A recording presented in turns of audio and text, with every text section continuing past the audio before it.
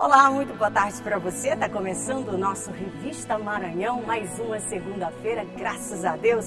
E a gente já começa destacando estresse e ansiedade no trânsito. Especialistas dão dicas de como evitar transtornos na direção. E você vai conhecer o projeto Remissão pela Leitura, que permite ao detento quitar parte da pena por leitura de obras literárias. E tem ainda o nosso giro de notícias aqui na capital e no interior. Você também vai ver leis para garantir o respeito às tradições dos povos indígenas maranhenses. Tudo isso e muito mais é a partir de agora no seu Revista Maranhão, que está no ar.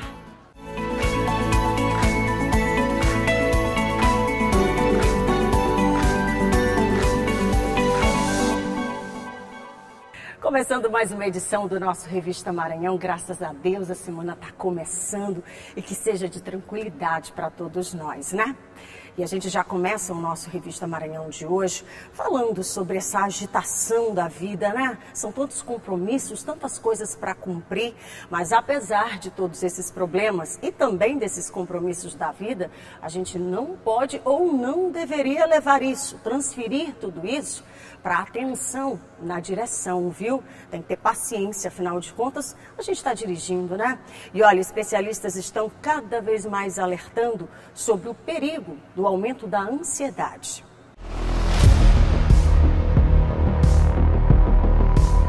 A relação de tempo na sociedade contemporânea é um verdadeiro caos. A sensação é de que estamos sempre atrasados. Por isso, estamos constantemente acelerados. O resultado é o famoso estresse. Agora imagine você tendo que gastar boa parte do seu tempo para se deslocar de um lugar para outro porque o trânsito não está fluindo. Some a isso o estresse do dia a dia. Pronto, temos a combinação perfeita para que condutores de veículos liberem sentimentos agressivos. Esta psicóloga observa que é comum transferir para o trânsito as nossas frustrações. A grande questão é que nós vivemos uma sociedade estressante e aí a gente acaba trazendo para o trânsito esse estresse com uma sensação de segurança que eu não sei de onde vem, porque com certeza do maquinário do carro é que não é, né? A gente precisa trabalhar o estresse para poder a gente estar, porque o veículo é um risco, né? Um risco que a gente pode fazer contra a gente ou contra os outros. Para compreender esta realidade, o Maranhão possui atualmente 2.188.204 veículos registrados no Detran. Deste total, 499.539 estão em São Luís. Isso quer dizer que aproximadamente um quarto dos veículos registrados no estado estão na capital maranhense. O resultado disso é um trânsito pesado nas principais vias de São Luís. Para quem vive nas grandes cidades, enfrentar o trânsito é parte do cotidiano. Buzinar incessantemente para o motorista que está à sua frente ou gritar com o condutor do outro veículo pode gerar discussões no trânsito que elevam o nível de estresse e, em alguns casos, pode gerar até assassinatos. Mas quem dirige pela cidade sente o estresse? Com a palavra, o motorista. O estresse, né? Esse estresse do dia a dia, a falta de paciência. Desengarrafamento, né? Desengarrafamento é complicado pra gente, né? Aí o senhor costuma buzinar pro motorista da frente para sair, pedir passagem? Não dou pressão, não. Eu tenho que esperar, né? Motorista estressado, ansioso, tem maior probabilidade de se envolver em acidentes, como observa o presidente da ONG SOS Vida pela Paz no Trânsito. A pessoa no trânsito ela tem que estar calma, serena, né? Ela não pode querer estar apressada. Então, o estresse, indiscutivelmente, é uma causa, é um fator humano que leva, né, a consequências graves, inclusive dessas intolerâncias que se vê no trânsito, brigas. Um estacionamento errado, às vezes, pode levar a uma lesão corporal grave e até a morte da pessoa com a qual ela está discutindo. Então, realmente, isso é muito grave, isso aí depende da educação, né, que é algo que a SOS Vida pela Paz no Trânsito está lutando já há algum tempo. Em 2022, foram registradas 441 mortes no trânsito de São Luís. No ano passado, este número caiu para 383 mortes. mas ainda é bastante preocupante. Qualificar e educar os condutores tem sido uma preocupação constante do Detran Maranhão, que sempre realiza ações envolvendo servidores e a sociedade, na intenção de aumentar o respeito no trânsito. Para que nós possamos fazer abordagens mais humanizadas, para que possamos fazer abordagens com conhecimento mais aprimorado. Então, hoje, esses dias, nós verificamos a previsão legal da educação para o trânsito, técnicas de abordagem, relação interpessoal e intrapessoal, que é o que nós estamos vendo hoje.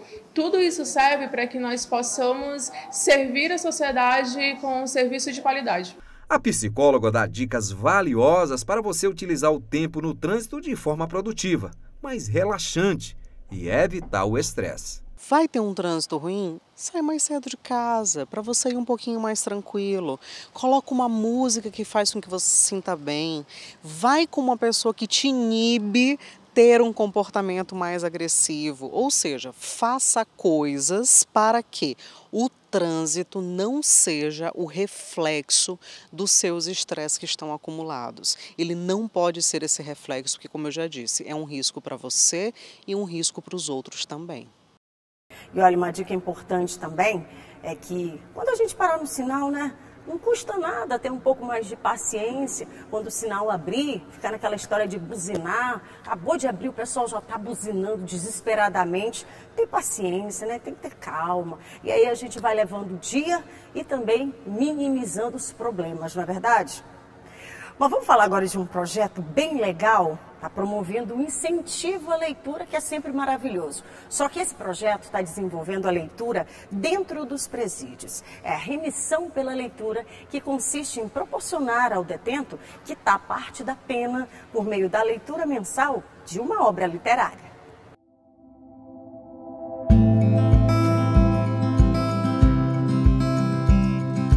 O Maranhão, que durante 200 anos foi um dos estados brasileiros que mais importaram os negros africanos para o trabalho escravo. Pedirei ao meu bom Deus que me torne, pelo menos, um punhado de sal, enviado e mergulhado nesse mar, para que eu possa ir ao seu encontro.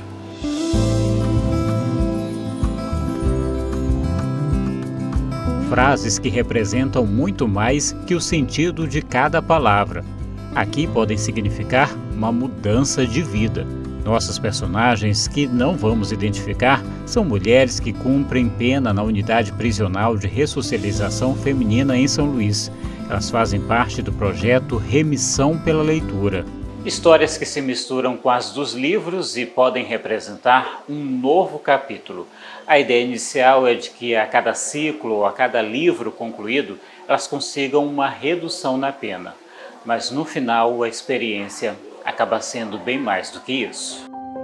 Cada uma chegou aqui por caminhos diferentes, mas elas encontraram novas possibilidades por meio das palavras e do conhecimento. Devido ao tempo que a gente vai realizando, que a gente chega aqui na biblioteca, pega um livro, escolhe, ok, escolhi esse livro, e vai se aprofundar na leitura e saber o que está lendo, aquilo ali vai nos proporcionando não só, eu vou fazer esse resumo, mas aprendizagem. Autores reconhecidos, títulos premiados, romances, poemas, que acabam incentivando com que novas histórias sejam contadas. O programa Remissão pela Leitura faz parte de um conjunto de ações desenvolvidas na unidade. Além do acompanhamento e do período de leitura, uma resenha também precisa ser apresentada como parte do processo. Hoje, nós temos uma atuação muito forte na questão da remissão pelo estudo, né? Então pode ser por cursos, né? Então nós temos lá cursos complementares em que o indivíduo ele faz aquele curso e diante da carga horária ele vai ter uma remissão de pena nesse contexto. Também temos curso superior, cursos de capacitação, todos esses cursos que a gente faz no sistema prisional, essas pessoas ao fazerem eles têm a remissão de pena a cada 4 horas. A cada 12 horas ele tem um dia remido na pena. Também temos remissão pela leitura, que hoje talvez seja o maior número de pessoas no sistema prisional. Então aquela pessoa lê um livro e daquele livro ele faz uma resenha que é apresentada a uma banca. E essa banca julga se realmente ele cumpriu aquela tarefa e ele ganha os dias remidos.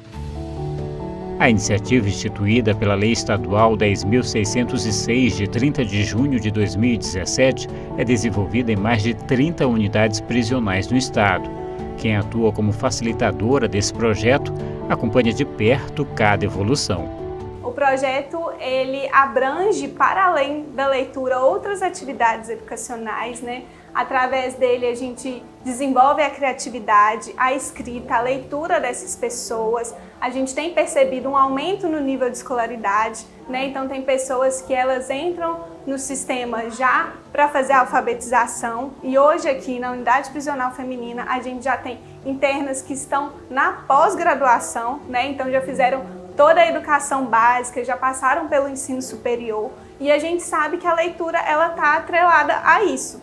Evolução que representa um novo estágio na vida de Érica.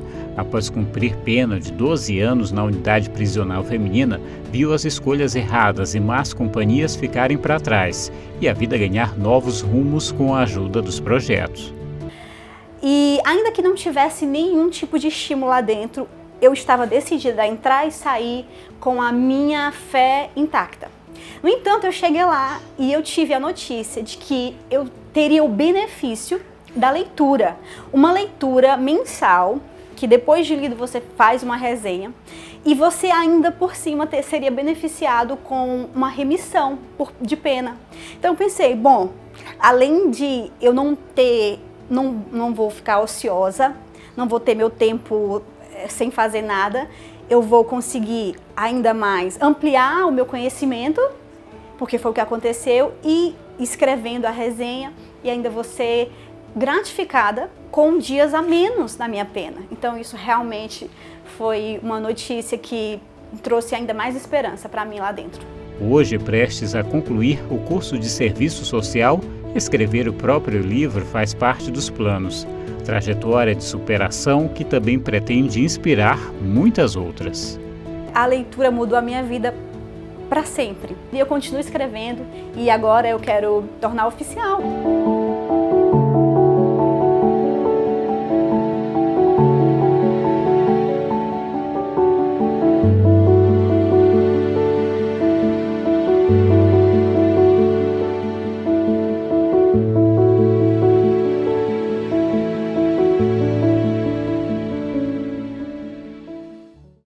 Outro incentivo bem legal, né? E bom seria também se a gente pudesse estender isso para as nossas famílias, incentivar a criançada a sair um pouco, né? Dessa coisa tecnológica, do celular, do tablet, do computador, botar a criançada para ler também, os adultos também. É bom ler, né, gente? Vamos colocar isso em prática também, né?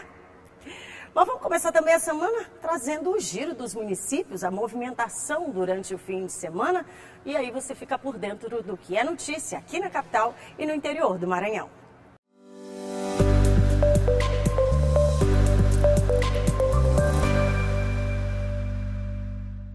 Termina no dia 31 de maio o prazo final para o envio de declaração do Imposto de Renda 2024. Quem não declarar dentro do prazo vai pagar multa de 1% ao mês sobre o valor do imposto de renda devido, limitado a 20% do valor do imposto de renda. Um mutirão está alertando e ajudando os contribuintes a não caírem na malha fina.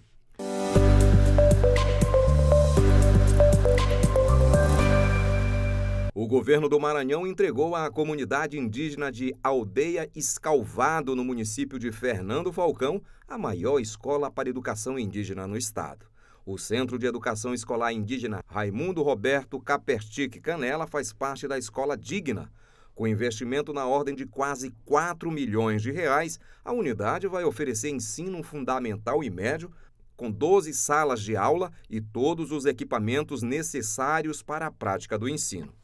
12 salas de aulas, todas climatizadas, porque os indígenas do nosso governo são prioridade. Tem que ter as mesmas condições do homem branco, para que a gente possa também disputar de forma igualitária. Então nós estamos inaugurando também o sistema de abastecimento de água para atender a população e uma quadra coberta poliesportiva. Nós vamos avançar, porque agora nós vamos assim fortalecer cada vez mais os povos indígenas para que eles possam ter condições de qualidade de vida, uma vida melhor.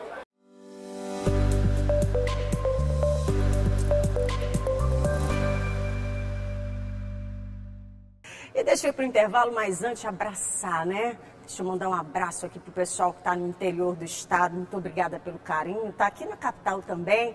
Pessoal lá de Passo do Lumiar, Raposa, São José de Ribamar, aqui da nossa capital. Muito obrigada pelo carinho. Muito obrigada por sempre estar ligado aqui no Revista Maranhão, mas também em todos os programas aqui da nossa casa, tá?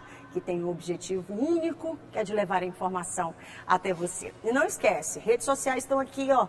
Você basta clicar, acessa lá, que você vai ter mais conteúdo, inclusive do nosso Revista Maranhão, tá bom? Tô indo para o intervalo, é rapidinho. No próximo bloco você acompanha as leis para garantir o respeito às tradições dos povos indígenas maranhenses. E aqui no estúdio um bate-papo com a secretária dos Direitos Humanos e Participação Popular do Estado. É um instante só, não sai daí não. Dá tempo de tomar uma água, mas volta correndo, então estou te esperando.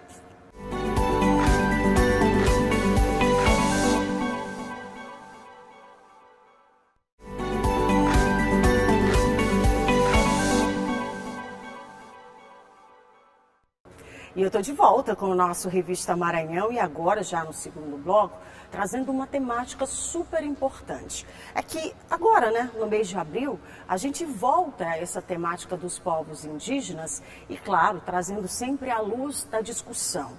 E o censo de 2022 está mostrando que o estado do Maranhão é o terceiro com a maior população indígena do Nordeste, tá? E diante desse cenário, é claro que políticas públicas e leis estão cada vez mais sendo desenvolvidas para poder garantir o respeito à dignidade e também às tradições dos povos.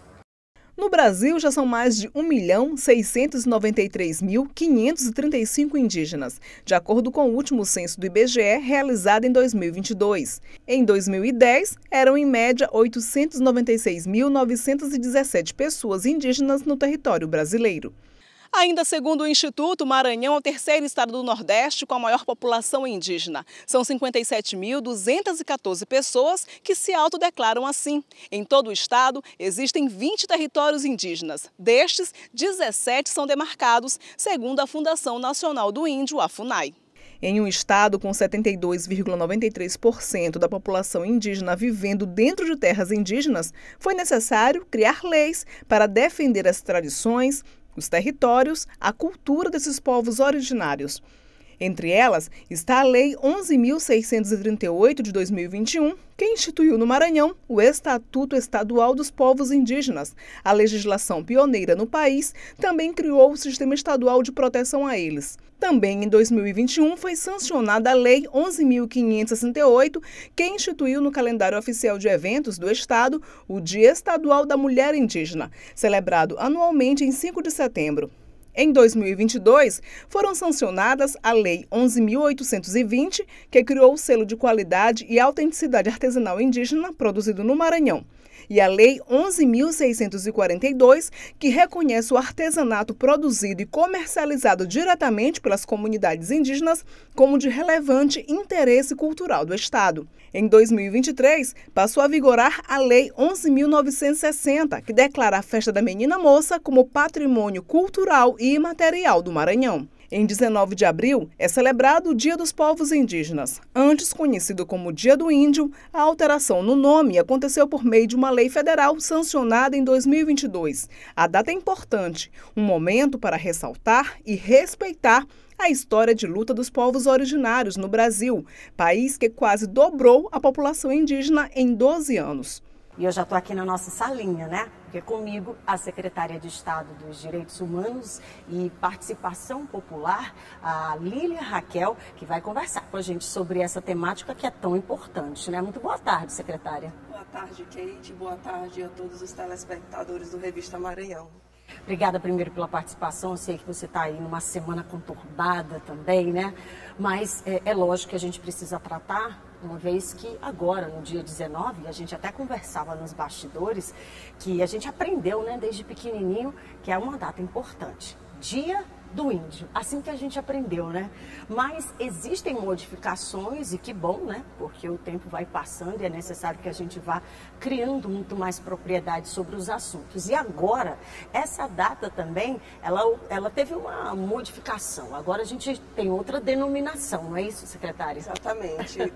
O Dia do Índio ficou para trás e agora, levando em consideração toda a diversidade de povos, né, e de territórios, nós hoje nos referenciamos a esta data como o Dia Nacional dos Povos Indígenas, né? Então traz toda essa diversidade cultural, essa diversidade linguística e de territórios, né? Então, a partir de hoje, nós tratamos não mais como o Dia do Índio, mas como o Dia dos Povos Indígenas. Agora, secretária, a gente viu agora há pouco na reportagem que trouxe algumas das leis promovidas, porque a gente sabe que é necessário cada vez mais ampliar esse universo, uma vez que a gente tem um estado sendo apontado como o terceiro maior do Nordeste, ou seja, é uma população gigante, né, e que precisa ser assistida. De uma forma muito concreta, como é que está andando? A senhora considera que, claro, a gente precisa avançar bastante, mas já teve um avanço, né?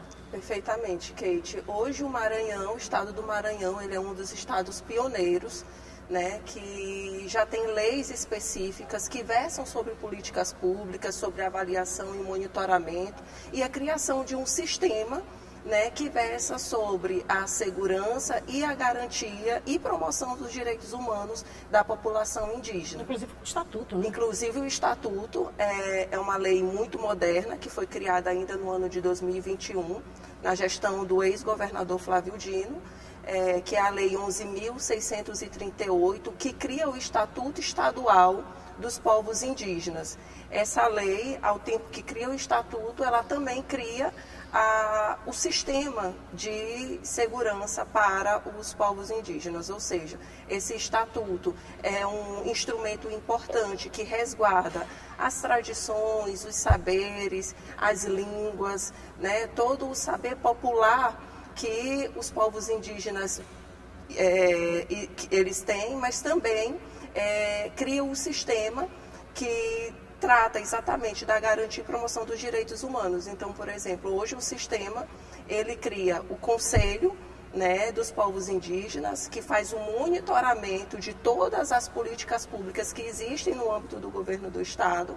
Cria também o Fundo Estadual dos Povos Indígenas, que é um fundo específico. É um recurso que trata de recursos que serão destinados para financiamentos de projetos e políticas públicas para os povos indígenas. O Plano Decenal, que é um plano, né, que tem várias ações para serem executadas no período de 10 anos. Então, é como se fosse um estatuto um pouco encurtado, que priorizam ações importantes na área da saúde, da infraestrutura, educação, segurança.